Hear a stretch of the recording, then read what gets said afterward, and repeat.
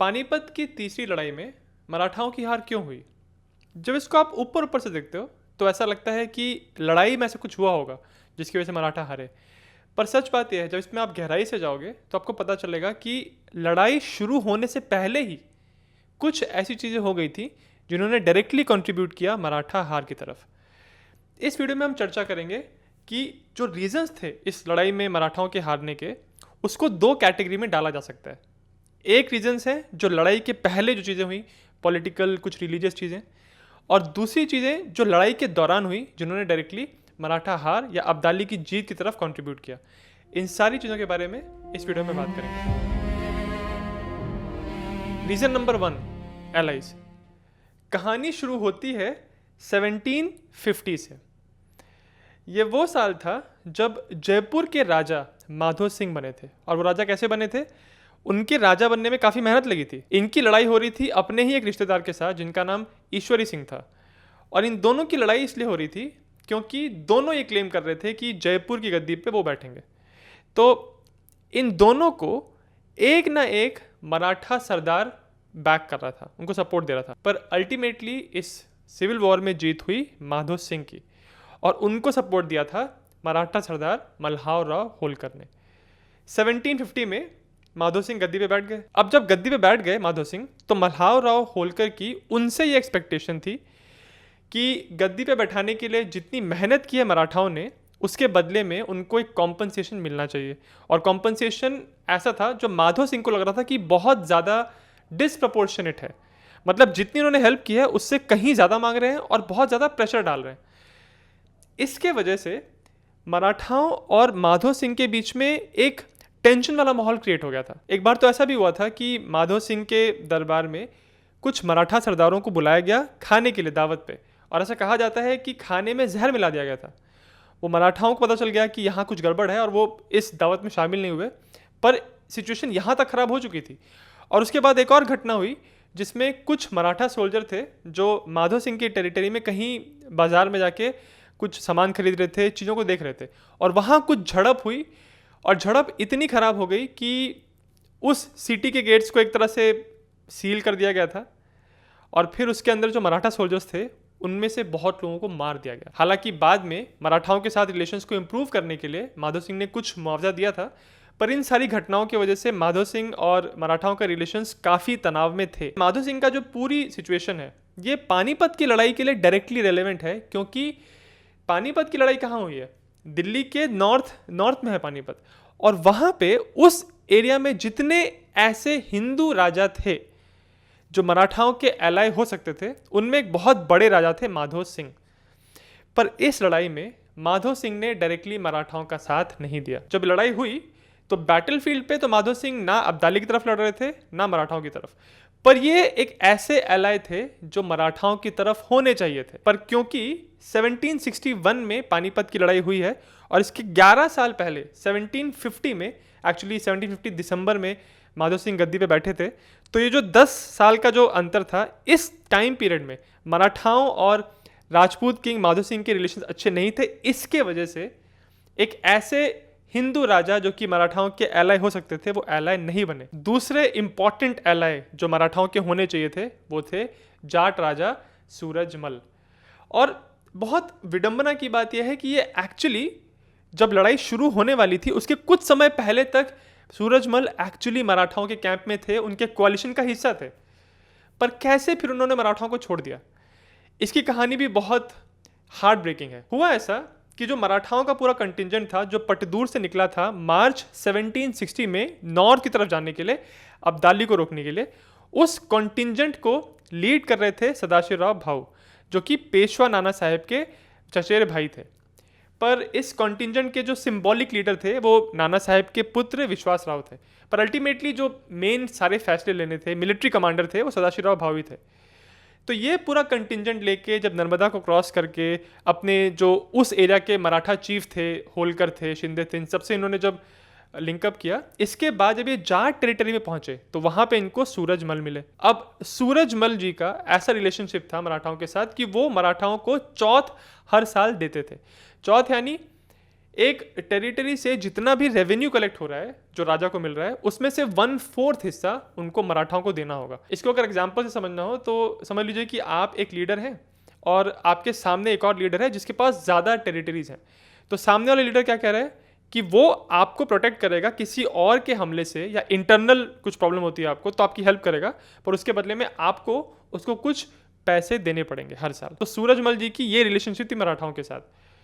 जब जाट टेरिटरी में मराठा पहुंचे अपने पूरे कंटिंजेंट के साथ, तो सूरजमल जी ने ये उनको सजेस्ट किया कि मराठाओं का जो स्टाइल है लड़ने का, जो उनका कन्वेंशनल स्टाइल है, वो है रेड करने का। बिल्कुल पिच्ड बैटल में एनिमी के सामने एक प्लेन मैदान में सेट बैटल में लड़ने का उतना एक्सपीरियंस मराठाओं को नहीं था, और ना ये उनका ट्रेडिशनल स्टाइल था। छत्रपति शिवाजी महाराज की लीडरशिप में मराठाओं ने बहुत सारी बड़ी बड़ी मिलिट्री विक्ट्रीज हासिल की, और इनकी खासियत हमेशा ये होती थी कि ये गुरिल्ला वॉरफेयर में बहुत एक्सपर्ट थे। पहाड़ी इलाकों में रेड करके, एनिमी की सप्लाईज को डिस्टर्ब करके, एनिमी को कॉन्स्टेंटली हरास करके एनिमी को हराते थे। पर यहाँ पे एक पिच्ड बैटल करने की बात हो रही थी, वो भी अब्दाली के साथ, जो कि एक ज़्यादा बड़ी आर्मी लेके आ रहा था। तो सूरजमल जी की जब मीटिंग हुई सदाशिवराव भाऊ के साथ, तो उन्होंने उनको कहा कि आप जो अपने साथ इतने सारे कंटिंजेंट को लेके आए हैं, इसमें बहुत फौजी हैं, बहुत सारे सिविलियंस भी हैं, बहुत सारी औरतें हैं, फैमिलीज़ हैं, इनको आपको यहीं पे छोड़ देना चाहिए, और आगे का जो कैंपेन है वो सिर्फ फौजियों को लेके, सिर्फ आर्म फोर्सेस को लेके आगे बढ़ना चाहिए, जिसमें सूरजमल भी उनके साथ 10,000 फौजियों को लेके आने वाले थे। ये उन्होंने रिकमेंडेशन दिया। इस रिकमेंडेशन को एक मराठा सरदार होलकर ने भी सपोर्ट किया। वो भी सूरजमल जी की बात से सहमत थे, और वो चाहते थे कि मराठा एक सेट बैटल अब्दाली के खिलाफ ना करें। इन दोनों रिकमेंडेशंस को सदाशिवराव भाऊ ने रिजेक्ट किया, क्योंकि उनका ये मानना था कि उनके पास इब्राहिम गारदी की तोपें हैं, और उनके पास इब्राहिम गारदी की ट्रेंड इन्फेंट्री है, जो कि अब्दाली को सेट बैटल में, पिच्ड बैटल में हरा सकते हैं। ये एक एस्पेक्ट है जिसकी वजह से सदाशिवराव मना कर रहे थे।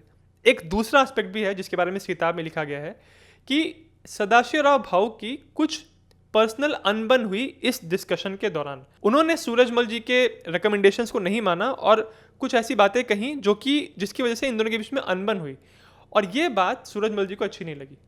पर अल्टीमेटली यहाँ से सूरजमल जी के साथ 10,000 की फौज लेके अब सदाशिवराव भाऊ अपने पूरे मराठा कंटिंजेंट के साथ जब फाइनली दिल्ली पहुंचे, वहां पे आके सूरजमल जी के साथ एक बार फिर से अनबन और डिसएग्रीमेंट हुआ। दिल्ली पहुंचने के बाद सदाशिवराव भाऊ ने दिल्ली की गद्दी पे Mughal emperor Shah Alam the second को बैठाने की बात की, और उन्होंने वजीर की पोजीशन ऑफर की शुजाउद्दौला को, जो कि दोआब में अवध के नवाब थे। इस बात से एक बार फिर से सूरजमल जी को डिससेटिस्फैक्शन हुआ, क्योंकि दिल्ली को लेके उनकी एक्सपेक्टेशन कुछ और थी। और एक छोटी सी घटना ये भी हुई थी कि जब दिल्ली पहुंचे भाऊ और उन्होंने देखा कि यहाँ पे सप्लाई की सिचुएशन बहुत ख़राब है, बाढ़ आके रखी है यमुना के अंदर, और दिल्ली को इतने बार लूटा गया था कि वहाँ से भी इतना सामान या इतने पैसे इकट्ठे नहीं हो रहे थे कि इस कैंपेन को, इस कंटिंजेंट को सदाशिवराव भाऊ सपोर्ट कर पाए। पर क्योंकि भाऊ के पास बहुत बड़ी सेना थी, इनफैक्ट जो रॉयल फैमिली थी, जो दिल्ली के अंदर मुगल रॉयल फैमिली थी, उनको भी भाऊ को सपोर्ट करना था, क्योंकि गद्दी पर बैठाया गया था शाह आलम द सेकेंड को, और शाह आलम उस समय वहाँ पे थे नहीं, वो भारत के पूर्वी हिस्से में थे।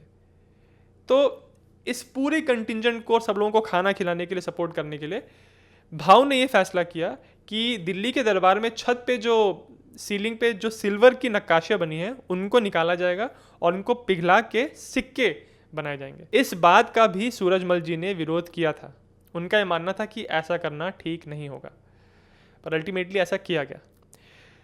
इस तरह से कुछ डिसएग्रीमेंट्स होने की वजह से सूरजमल जी, जो कि एक्चुअली पहले मराठाओं के साथ थे और उन्होंने एक्चुअली दिल्ली तक आए भी थे मराठाओं के साथ, इस सब के बावजूद दिल्ली के बाद सूरजमल जी नाराज होकर मराठा कैंप को छोड़ के वापस चले गए। और आप इस बात से अंदाज़ा लगा सकते हैं कि ये मराठाओं के लिए कितने बड़े नुकसान की बात थी, क्योंकि जब सूरजमल जी गए इनके कैंप को छोड़ के, तो सदाशिवराव भाऊ ने उनको मनाने के लिए, सूरजमल को वापस बुलाने के लिए अपने लोगों को भेजा, उनको रिक्वेस्ट की कि आप वापस आके ज्वाइन करिए, पर सूरजमल जी वापस नहीं आए।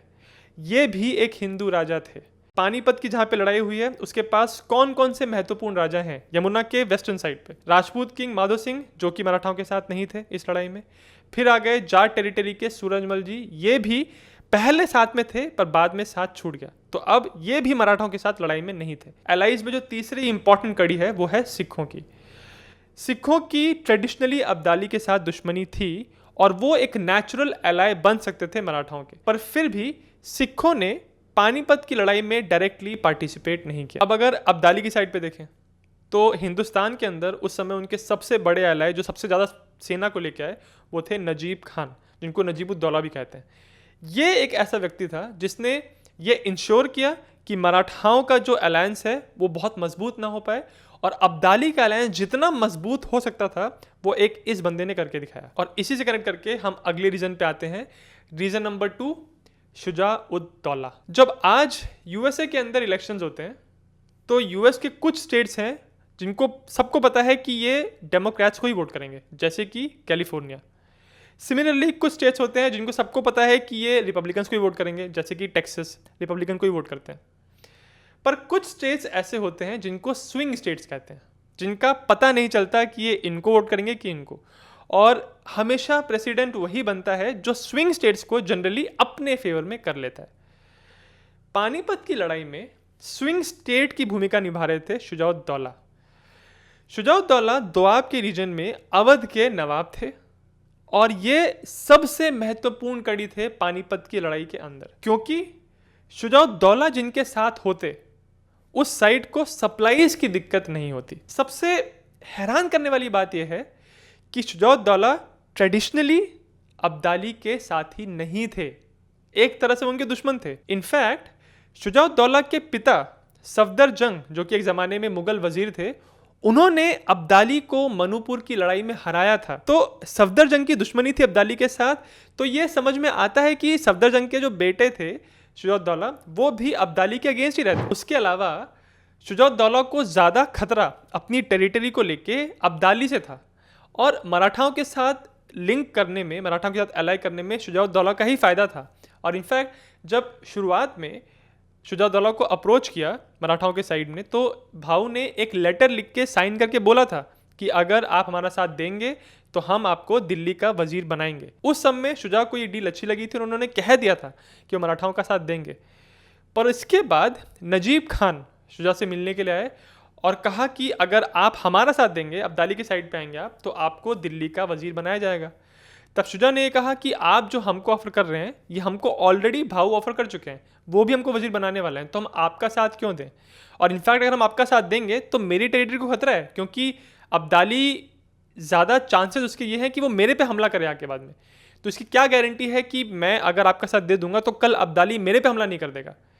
तब नजीब खान ने ये कहा था कि मैं एक साइंड लेटर लेके आया हूँ अब्दाली का, जिसमें वो कह रहा है कि वो आपको वजीर बनाएगा, सिर्फ विश्वास नहीं है, लिख के दे रहा हूँ।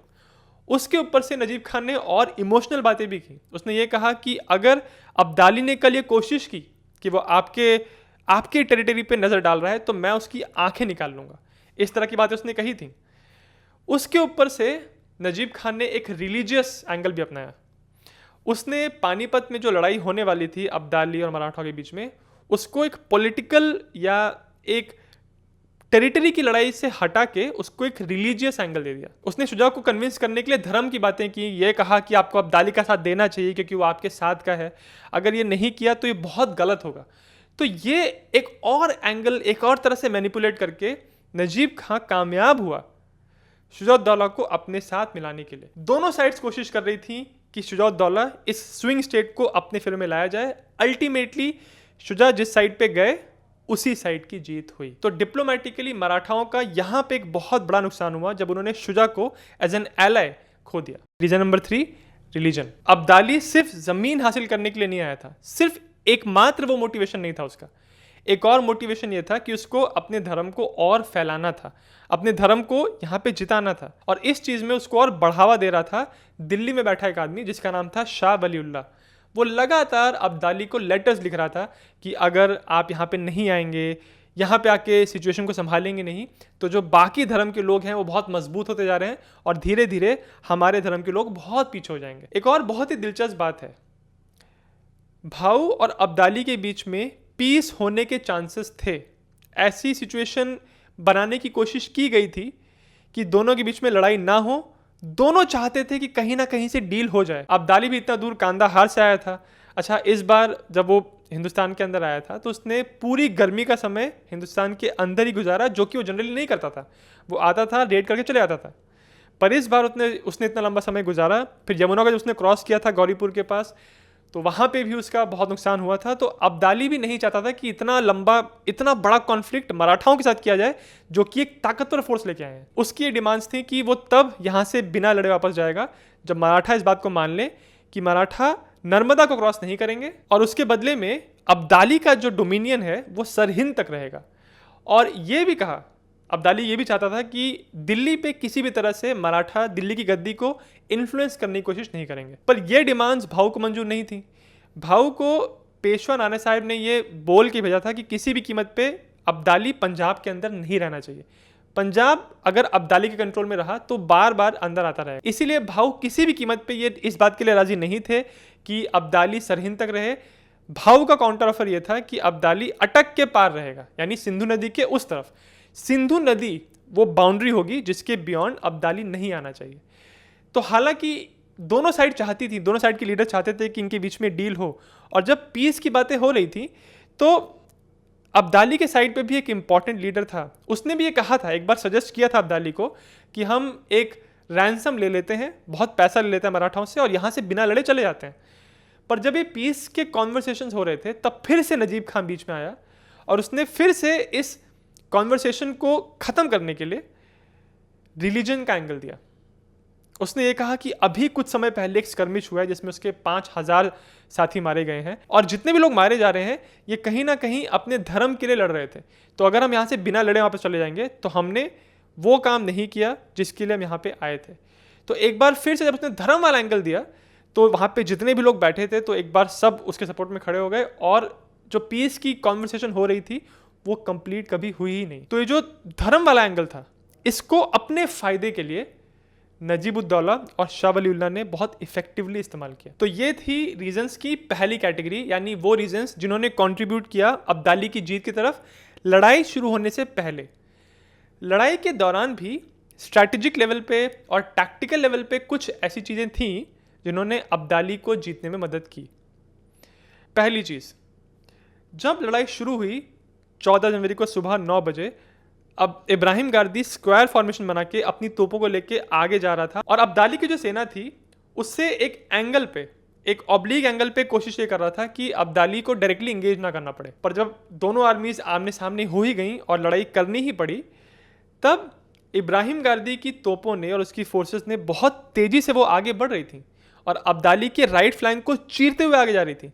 इतना इफेक्टिव था गारदी का अटैक कि एक पॉइंट पे अब्दाली के राइट फ्लैंक पे एक बहुत बड़ा होल क्रिएट हो गया था।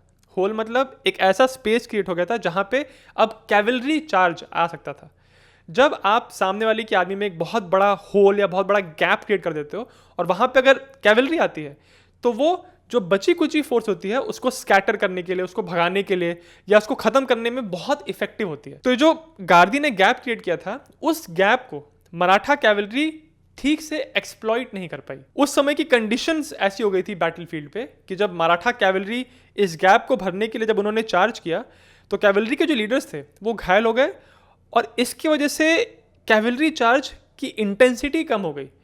और उसी के चक्कर में इब्राहिम गारदी जो अपनी गन्स लगातार फायर कर रहे थे इस गैप को मेंटेन करने के लिए और गैप को बढ़ाने के लिए, वो गन्स की फायरिंग उनको रोकनी पड़ी क्योंकि कैवलरी सामने थी। पर क्योंकि कैवलरी इस गैप को पूरी तरह एक्सप्लॉइट नहीं कर पाई, अफगान कैंप को इन्वेलप नहीं कर पाई, अल्टीमेटली इस कैवलरी का चार्ज फेल हुआ। और यहाँ पे जो अपॉर्चुनिटी बनी थी जहाँ पे अफगान फोर्सेस को घेर के उनको एनहाइलेट किया जा सकता था, ये अपॉर्चुनिटी कैपिटलाइज नहीं हो पाई। ये था एक कारण जो कि टैक्टिकल था नेचर में, क्योंकि कैवलरी और इन्फेंट्री गन्स को साथ में कैसे कोऑर्डिनेट करना चाहिए, किस समय पे गन्स अपनी फायरिंग रोकेंगी और बिल्कुल सही समय पे कैवलरी का चार्ज आएगा, इसके लिए बहुत कोऑर्डिनेशन की ज़रूरत होती है और ये कोऑर्डिनेशन यहाँ पे ठीक से हो नहीं पाया।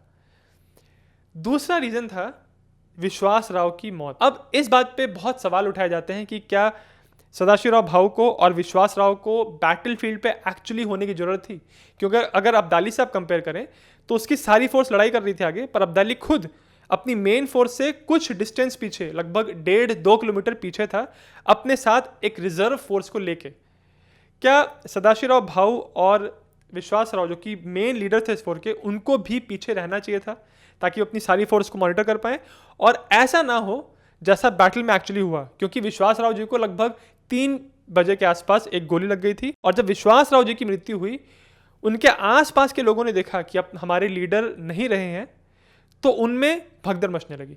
यही चीज़ जब सदाशिवराव भाऊ ने देखी तो वो भी बहुत डिसअपॉइंट हुए, क्योंकि 2 तरह से उनका नुकसान हुआ था। एक तो ये चीज़ कि उनके आसपास की जो फोर्स थी, अब उनमें कोहिजन टूट रहा था, कोऑर्डिनेशन टूट रहा था, लोग यहाँ से पीछे हट रहे थे। और दूसरी चीज़ ये थी कि विश्वासराव जी की मौत के बाद सदाशिवराव भाऊ इमोशनली बहुत डिस्टर्ब हो गए।